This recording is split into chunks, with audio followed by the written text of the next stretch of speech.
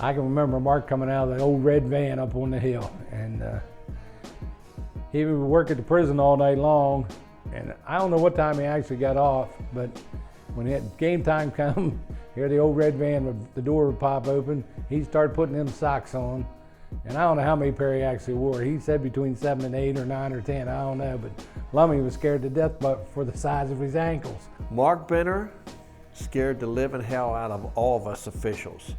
He was the only guy that when he was ready to play, we, needless to say, had to be prepared for some kind of a scuffle. And he would smile as he would headbutt you. And he was so good at that. And Mark, why? Well, it just felt like the thing to do at that time. So Mark, guess what you have to do? You want me to go sit on the sideline? Yes, would you please? And he would do that. Mark Benner, nose guard, South End Tavern, Hannigan's Outlaws. I was playing rugby for a number of years, and I worked with a fella who played flag football. He said, you need to come out and try this, I'm telling you. We made a deal, all right, I'll come out and play in the fall. You come out in the spring and play rugby. Well, the rugby team folded up through the winter, and I was able to stay with flag football. Lucky for me, maybe. Mark was used to playing rugby, and so anything was easy in football then. And he would just come out there, and guys would hold him. One guy would hold him, the other one would cut him. And then he would finally get tired of it, and he would do something. And he'd come off the field, he said, Chip, he said, I headbutted him. I said, yeah, Mark, you did. I did? Yeah, you did. Oh, I don't believe that. He headbutt you, try to bite you in the face. Actually, he tried to bite Buckles. I don't know if you ever heard that story. He tried to grab Buckles by the face and bite him because he couldn't get to the quarterback. I put it this way, him on defensive line, he was probably one of the most intimidating in the league. People didn't like playing him.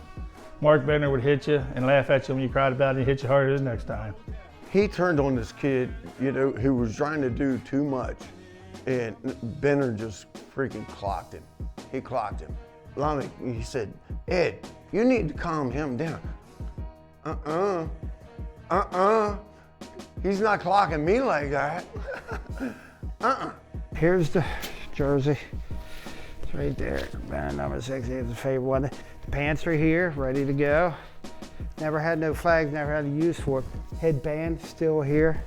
Shoes, still there. A little worn, but they're still there. Mouthpiece. Nice one, ain't it? Yeah, it's nice. These two on it, like, put it in, I guess, to the flag. Still put.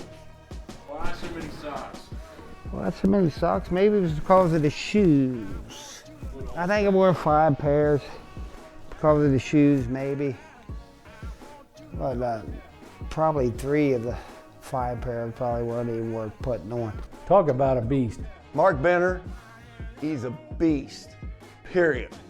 He was a beast. I'm glad he was on my team. He was just an animal in there. The more you pounded on him, the better he played. We learned after a year or two that whenever we got into a punt or 4th down, we had to get Mark out of there because he was either going to come in and hit the kicker or he's going to hit the quarterback, one of the two. He was always full speed all the time on every play. I played hard just like the rest of the boys do. And it's not a matter of being the toughest one out there. I guess it's just, I guessed right a lot of times. All right, there was times where I didn't even get hit, made it to the quarterback. Fake this way, went that way, but lucky. I was just lucky. I think all them holding penalties I got were unjustified, and the roughing penalties as well. As he says with like a Charles Manson type looking. If I started killing you, there'd be none of yous left.